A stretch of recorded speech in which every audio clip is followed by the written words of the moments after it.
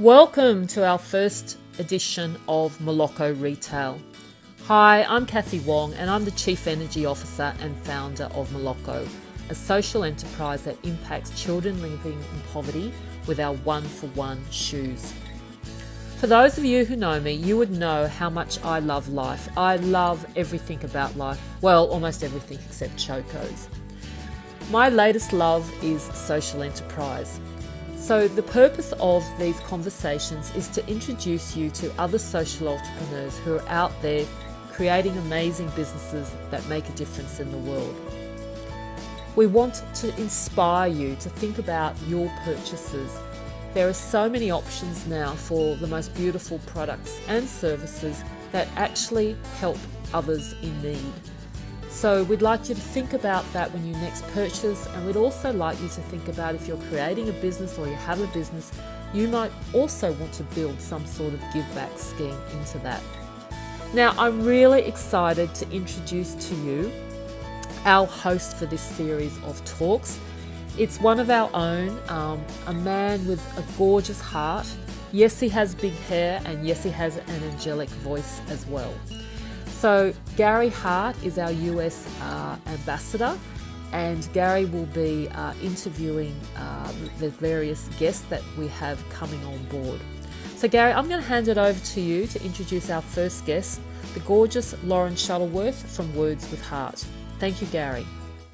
So do me a favor, why don't you just tell us, for people who aren't familiar with Words with Heart, why don't you let us in on what it's all about?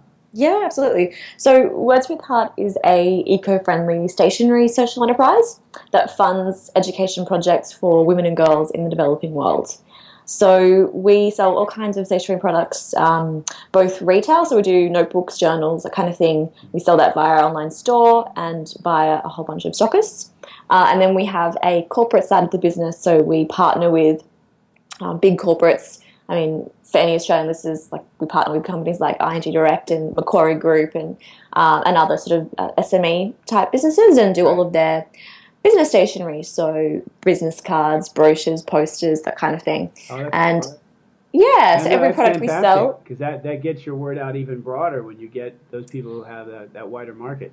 it does. And corporates like the idea of social procurement. Like, corporates are looking more and more at how they can make social change just by switching a supplier, by making a simple change in their business, because they have so much buying power. That buying power equates to, power in terms of changing the world too. So they're starting to see that. Yeah, well, I'm always amazed that people don't understand it. Businesses, corporate businesses, that it is great advertising and great for their name when they are, attached to a cause or a social enterprise. So I would think that some of their PR people would be jumping up and down, finding great causes like yours. So I'm glad that a lot of them have come on board. Yeah, absolutely. Especially with gender equality is very topical right now in Australia, and I understand in the US as well, in that we're more conscious of the pay gap and about gender diversity in our businesses. And so a lot of corporates want to look like they're taking action on that.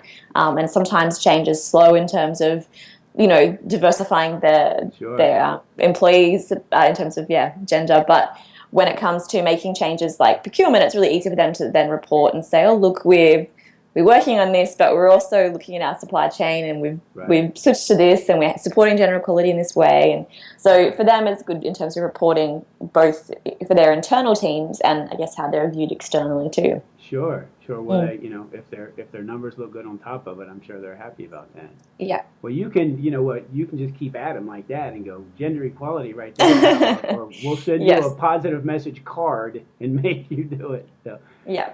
How did you even decide to go the social enterprise route? It all started for me I launched Words with Heart 18 months ago, but it started a bit before then. I was on a volunteer trip overseas, and I was at school in Kenya volunteering, and there was a girl in my school she was the brightest student in the school, very smart, sassy girl, but she was going to have to drop out because the orphanage where she lived couldn't pay her school fees anymore. And this is a common story for a lot of girls in the developing world. And I just realized how big of a problem that was. There's 60 million girls across the world that are out of school. But bringing it back to this girl, Esther, I mean, I paid her school fees, obviously, but then started to worry about what about the year afterwards when I wasn't there? What about, the year after that? What about all the other girls? It's not like building a water project where it's, there for a long time. It's sustainable. It's this funding source that just keeps needing to be funded. So I wanted to come back to, when I came back to Australia, I was like, I need to find a way that we can create this sustainable funding source for girls' education, because with charity, sometimes it's quite tedious and exhausting having to fundraise constantly, seek donations. It's this, ongoing process, whereas a sustainable funding source through social enterprise makes so much more sense, because you're just having this transaction of trading and selling and then that funding the cause. So I knew that's what I wanted to do, so came back and got into a few social enterprise schools around and did some programs and incubators and sort of launched from there. So wow. So there is such a thing as a social enterprise school? Yeah, so there's the School of Social Entrepreneurs. They're in Australia, the UK, I think Canada. So, they're kind of, it's getting more momentum as social enterprise grows. And there's a few incubator programs, probably similar to how you have tech incubators in, Silicon Valley, that kind of thing. A similar type replica in that we have incubators where social entrepreneurs with great ideas will go into these incubators and develop them and get them ready to launch or improve them, kind of thing. Right. Well, I better be on a crusade to start the social enterprise school in the United States now, by gosh. Yeah, I think so. It's going to be that's my goal now. It was interesting because you mentioned like the 60 million girls who weren't in school, and I read that on your website, and that is just staggering. Because most people they don't think about it. They see kids walking to school and they okay, that's just the way it is. Was that one of the statistics that came up when you were looking into what kind of cause that you wanted to go into, that just what made you go, oh my gosh, I have to try to do something about this? Yeah, I think it was a mix. It was, the personal experience with it, like seeing it firsthand, I think is always very powerful, because you can relate an experience with, a girl like Esther, she was maybe 10, to, my own experience at 10 and having, education being given for granted and knowing all the opportunities that I've gained in life and the advantages from that. Even just something as simple as being able to read and what that means for a woman, not just reading information to be able to sort of stay educated and that then being able to lead to employment opportunities, but just even being able to read medicine bottles, all those kind of things. Education is such a valuable tool that we don't often think about all of the advantages it gives us, and then what that would mean for people that don't have that opportunity for education. So, obviously when you look at it in a macro scale as well, 60 million girls is just incredible. It's an incredible number. Crazy. And sadly, if they're not going to school, they're often entering into child marriage. They're doing domestic duties. They're just, there isn't any opportunity beyond that for them. Right. Yeah. Quality of life. Yeah. It was interesting when I was talking to Kathy and getting to know the whole Moeloco world and their model of giving to shoes to kids in India. The thing that struck me the most was she said how it affected her to actually go over to India and see that, but more importantly, see the impact that she could have and that Moeloco was having, on them, which gave her even more impetus to try to improve Moeloco and in turn improve the resources that she has to help there. So I would imagine that's probably a pretty good driving force for your business as well. Yeah, absolutely. I'm really passionate about the cause. We partner with charity partners who deliver the social impact, and that's something that's quite important to me too, is making sure we're investing in really good education. Like, it's not a token for me, like it's not like a marketing tool or anything like that. It's making sure that the education that we're funding is quality, it's fantastic, it's having an impact. And so that's why I don't actually do much in terms of the deciding what how the education is delivered. I just partner with fantastic charities. We choose the projects together. We work out how that's going to from a social impact model how that will work. And then we let them just do the fantastic work they do, because there are some great charities like Care Australia we partner with, One Girl, who, you know, are doing amazing work in the developing world, and we just want to support them and help them grow and do that better. And but it's definitely powerful when you see it firsthand. Yeah, that's right. I don't think there are any massive stumbling blocks. I think there were just a lot of things that I think there weren't stumbling blocks because I just thought I'm just going to try it. Like, I didn't really sort of stress on a decision too much before jumping in, and I think that's kind of maybe the way of a lot of young entrepreneurs is you just kind of go at it, and then if you make a mistake, you learn from that and you pivot and you go again. In order to create the first stationery range, we needed to raise, you know, quite a bit of money, because to compete with other stationery companies, you need to be ordering in bulk to bring your unit costs down. So I knew it was quite a big investment from the outset, and not knowing if people would like the idea, you know, at the beginning when you've got this great idea, sort of like, is it just me that's passionate about this thing and can see the viability of this brand and business, or is it something that is going to grow and be interesting to people? So I launched a crowdfunding campaign, and I think that was the best way to do it. So we ended up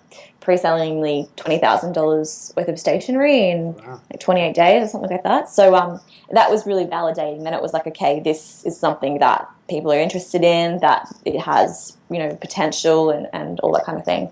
And from there were a lot of changes that I made in I guess, the business model, our products, like the way now the massive part of our market is the corporate sector, and we initially hadn't looked at that. But, you know, if you look at where the potential is and where, you know, where the demand is, and you follow that, you can just kind of shift a little bit and capture it. And so, yeah, it's been an interesting journey in that it's moved a lot from what my original idea was to what, you know, it is now. But I guess it's only gotten better in that sense. Yeah, well, it's got to be fun. It's got to be fun to learn and see what works and what doesn't work, and the trial and error in this case. Definitely, is you're still a social enterprise, and the end result is you're going to be doing good whatever route you take.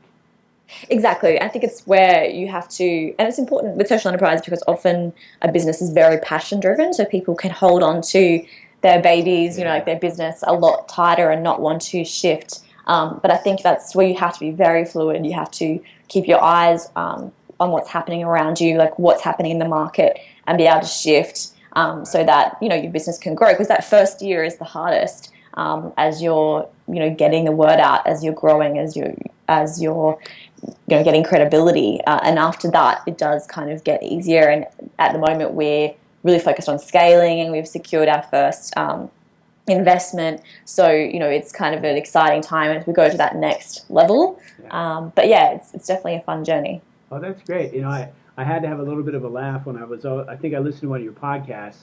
Oh, and you, not because of the podcast, but just something you said where you were walking through an airport and you saw a notebook, and it said something like blogs, heels, and boys, or something like that. That's right. Yes, that was how I got the idea for the stationery link. So initially I didn't think I want to start a stationery company. It was always I want to find a sustainable funding source for education. And I knew I wanted it to be in a trading model. So I was just thinking, you know, what kind of products would work well with education. I started to think about that. And it wasn't until I was in an airport going to the boarding gate, decided to grab a notebook to take some notes down on the plane, walked into this popular stationery store and saw this notebook, and it said on the cover, "Boys, Heels, Blogs, let's get back to the basics." And it was, you know, and it was a campus notebook, so obviously aimed at university women and girls. And so I was just kind of made me annoyed and like a little bit outraged, because we're exposed to so many messages like that as women, you know, that sort of downplay our intelligence, and, you know, like the whole idea of a campus notebook having that on the cover also made me think, you know, words are so powerful, and when you read words every day and you're exposed to them every day, you start to take those words on board subconsciously. And, you know, they're not the kind of words that you want a university student to be taking on board. So that's where I kind of was like, this could be the link, because stationery we fund, you know, stationery we use it for school, for work, for learning, for training. And that then funding school learning training for women in the developing world and girls in the developing world felt like there was just so much synergy and link. So that's where that all happens. But Yeah. that's why being aware around your surroundings is good sometimes. And this drives me crazy. I've told people I've researched social enterprises for literally 3 years for a website that I wanted to do on my own because I just wanted to see, okay, there's got to be ways for people the things that we purchase on an everyday basis. There's got to be ways for us to show that we can get back with those and make a huge amount of progress. Mm-hmm. But sometimes I talk to people and I go, "Oh, you ought to go to this site," and it won't happen to yours, of course. But everyone says, "Oh, well, it's a social entrepreneur site, and they're making money from it as well." And I think, well, there is nothing wrong with making a living with a beautiful idea and having a social cause at the same time. So, do you ever get questioned by people who think that maybe they should only deal with a nonprofit, or you should be a nonprofit, or in any way, shape, or form? I hope the answer is no, but but if you do, how do you address that? Yeah, it's a really interesting question because I was speaking at the UN Youth National Conference yesterday, and this exact question came up around, social enterprise, and is there a cap that we should put on earnings, or is it better to be a social enterprise versus a not-for-profit in terms of profitability? And I'm a big believer. I mean, everyone has a different view. But I think that is the beauty of social enterprise, is that it is the heart of a charity, the mind of a business. It's kind of come together. That's what makes it powerful, is its ability to make profit, because you can spend what you need on marketing, on great people, on all of those things like a business would. Like, it's often not really fair that we hold charity and social enterprise to the same as why do we hold charity at social enterprise to the same thing as Apple? Like Apple can spend whatever money they want, make as much money as they want, and they're creating great products. Right. Surely we can do the same thing with with Sports with Heart. Like, why can't we? And that's the mark of a good business. We operate as a registered company. We are bound by the same rules and regulations as any other company.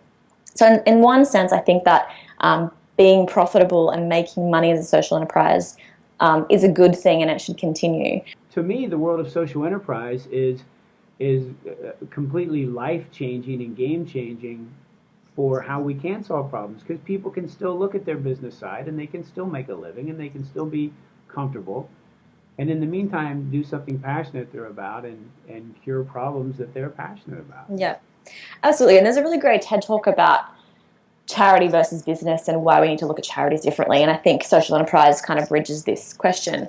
Where they talk about, imagine if you're a graduate, smartest graduate in your class, like you're passionate about social change, and you're finishing university and you're like, which way do I go? Do I become a CEO of a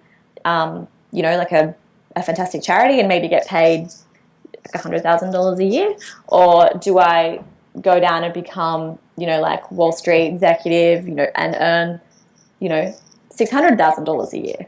And then you could be that Wall Street executive earning $600,000, donate half of your salary to charity, and then sit on the board, and then maybe kind of loosely have an impact but not really be doing much. Whereas if you're a social enterprise, or if that graduate is going to, they obviously want to be able to make money and have success but have a social impact as well.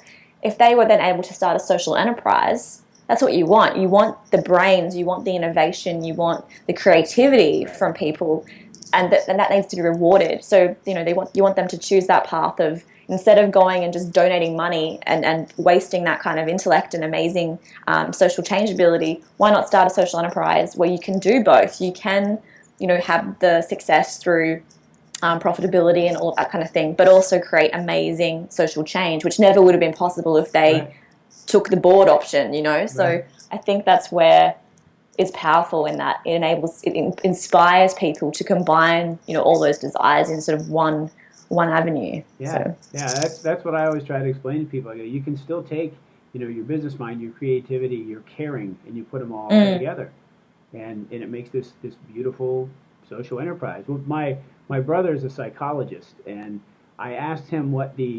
happens to your brain physiologically when you are involved in doing good. Mm-hmm. And he went through all of the endorphins and how it increases your health and vitality, and the average person who volunteers or is involved in some kind of social enterprise or giving back, lives on an average of X amount of years longer. And so then I tell people in that way, I go, you'll live longer too. I mean, it's, Yeah. because it is, you stay healthier when your heart is fully invested in something that you're improving the world.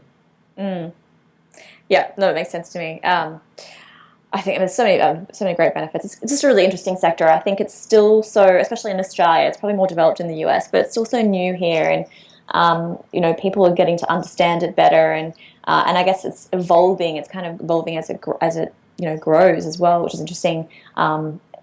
Different people's take on it, and it's such a broad spectrum. So I mean, yeah, my passion is, I think I want to, like speaking at the university, like inspire young people to take that path, but also do it in a smart way. Not use it as doing good in a way that is actual good, and the development you're investing in is good, as opposed to, I don't want to see big companies kind of doing it in a token way to engage their consumer base. You want to make sure it's authentic and purpose-driven, and good investment in terms of development. So, right. Yeah. Yeah, no, I think that's beautiful. I think in the fact that you're sort of helping lead that cause for girls that are coming through school, and they look and see you as a model, and then you're able to speak to them in that positive way, and show them that that's a beautiful path forward.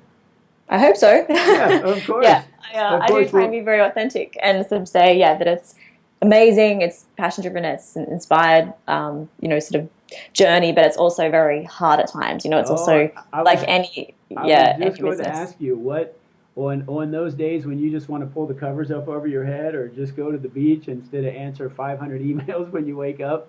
What moves you forward at that point? I think definitely the cause. I think that's definitely maybe a nice little card that social entrepreneurs have in their back pocket, is that for us, it's not, which can also be detrimental, it can be danger, in that we're so passionate generally about the cause that we're supporting, that when you have a challenge or a bad day, that can push you forward, because that, that's your purpose, that you want to create change in that space. So of course you're going to overcome the small challenges, the hurdles, the bad days to get there. But sometimes it can be, social entrepreneurs have a danger of burning out, because, that cause does drive them, that they're working, 16-hour days, 7 days a week, because you're just so passionate about the change, especially when you're starting up and growing or hitting a growth phase as you move to another sort of phase of the business. But yeah, so it's important, I think, to make sure you take care of yourself as you're growing a social enterprise, because if you get burnt out, then you're sort of out for 6 months as you try and recover. And I've seen that happen with social entrepreneurs. So it's definitely important to pace yourself and not be in that much of a rush. But when there are challenges, definitely look to your cause, like go back to that main why for you. Well, you have your beach days, young lady, because we don't want you to burn out. We need you in this world, doing wonderful things for the self-esteem of young ladies. So let me ask you, where can people find you? The website, and in the States they can only find you on the website. Is that correct? Yes. Okay. Yes. So probably the website is the best place, because no matter where you are in the world, you can order from there. So yeah, website is best. Which is just wordswithheart.com. So very easy to remember. And I went to the site. It's more than just a commerce platform. You've got incredible articles up there, and connections to TED Talks, and it's great. I spent an hour on it. I sent it to all my nieces. I said, keep this in your back pocket, so to speak. So, well. Oh, that's lovely. Thank you. Of course. Well, I'll ask you one more question. What is it that you love to do? The thing that you love to do most, just to relax? To relax. I'm definitely a bit of a yoga fan, so I love my Bikram yoga, actually. That's a really good one for me. Okay. Being able to, have an hour and a half of not being able to do anything else but focus on, or even think about much else, but focus on being in a hot room, doing yoga poses and getting through it. I think that's a good one for me. Good. All right. Well, since it's Friday there, then I'm going to write you a doctor's note that says you go do an hour and a half of yoga right now, and that'll be the reward that all of our Moelocans get to see your interview, and you get to go do yoga now. Oh, sounds amazing. Thank you so much. Thank you, Lauren, so very much. And see, this was the inaugural Retale, so this kicked it off. Fantastic. Yeah, I'm so glad. I'm so excited to be part of it. so much, and I can't wait to watch how Words with Heart goes out all over the world and does wonderful things. Thank you so much. All right. Have a Thanks, great Gary. day. Take care. You too. Bye-bye. Bye. Wow, wasn't that cool? I hope you guys enjoyed that conversation. I know I did. I hope you feel inspired by learning about compassion and heart. When it's combined with business, it can be a major force for good and changing the world. So thank you, Gary, and thank you, Lauren, for that interview. And if you would like to be on our list to hear more of these interviews, please leave us a comment or connect with us at www.moeloco.com or through Facebook at Moeloco Flip-Flops. And similarly, if you are a social entrepreneur and you would like to be featured on our series, do get in touch with me, Kathy at Moeloco.com. So guys, until we next meet, may you all dream crazy.